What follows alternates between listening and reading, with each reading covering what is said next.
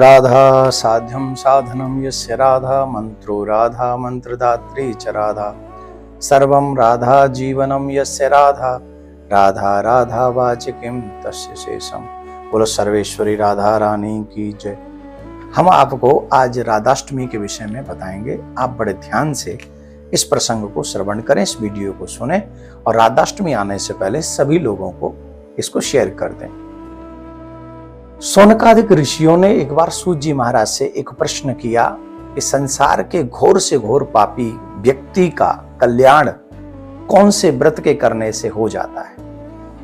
तो सूत जी महाराज कहते हैं, जो प्रश्न आप कर रहे हो यही प्रश्न एक बार देवर्षि नारद ने ब्रह्मा जी से किया था। और ब्रह्मा जी ने कहा था, हे नारद, जो मनुष्य राधाष्टमी का व्रत करता है, जो शुक्ल पक्ष भादों के महीने में शुक्ल पक्ष की अष्टमी आती है, जिसे हम राधाष्टमी के नाम से जानते हैं, जो मनुष्य इस व्रत को करता है वो बड़े से बड़े पाप का नाश कर लेता है। आप जानते हैं इसका महत्व क्या है? कितना भी बड़ा ब्रह्म हत्या रहा हो, कितने भी बड़े उसने पाप किए हो, कोई भी संसार का ऐसा पाप नहीं है जिस पाप को करने के बाद अगर व्यक्ति राधाष्टमी का व्रत करे और उस पाप से वो मुक्त न हो जाए।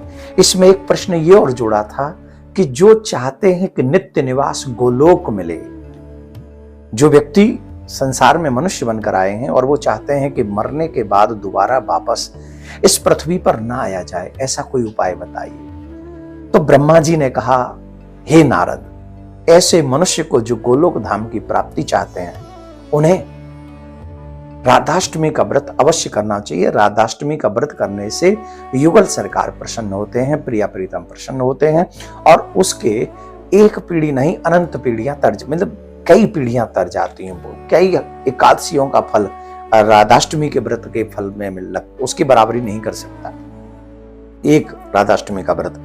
तो वो जो राधाष्टमी का व्रत है उसके विषय में एक कहानी भी आती है, कथा भी आती है कि एक लीलावती नाम की स्त्री थी, बड़ी सुंदर थी।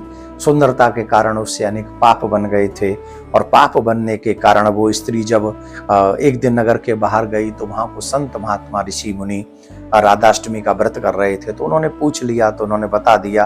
तो जब वो बताया तो बड़े बड़े पाप जब बताया कि इस व्रत से नष्ट हो जाते हैं, तो उस दिन उसने कुछ खाया नहीं था। आते समय उसको सर्प ने डस लिया। तो उसने मनी मन ये संकल्प कर लिया था कि मैं व्रत करूंगी राधाष्टमी का, जिससे मेरे समस्त पाप नष्ट हो जाएं। उसने वो व्रत किया।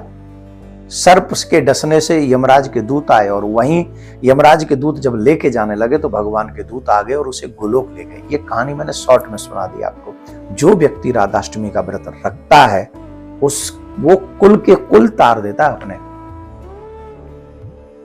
जान के रहे वो तो अलग बात है, अनजाने में भी जो रह गया हो, ऐसी स्त्री का भी कल्याण हो गया।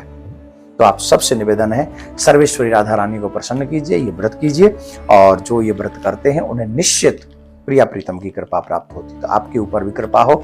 इस वीडियो को ज्यादा से ज्यादा सनातनियों को सुनाएं, जिससे ज्यादा से ज्यादा सनातनी राधाष्टमी का व्रत कर सके। होता क्या है, कृष्ण जन्माष्टमी का जो व्रत है सब करते हैं और राधाष्टमी का व्रत बहुत कम लोग करते हैं। आपसे आग्रह, ज्यादा से ज्यादा लोग इसका व्रत करें। राधे राधे।